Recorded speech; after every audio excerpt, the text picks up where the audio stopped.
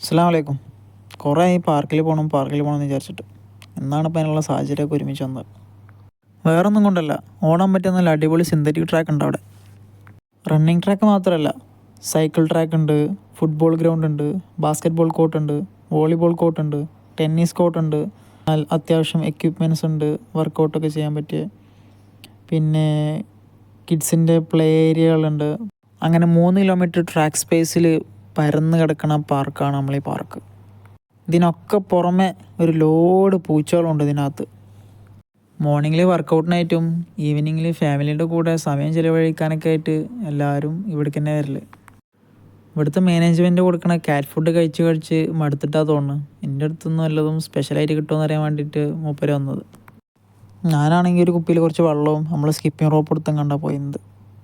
അങ്ങനെ നാളെ morning duty ഉള്ളതുകൊണ്ടും റൂമിൽ പോയിട്ട് ഫുഡ് വെക്കാനുള്ളതുകൊണ്ടും ഞാൻ അവനോട് യാത്രയൊക്കെ പറഞ്ഞിട്ട് ഇറങ്ങി.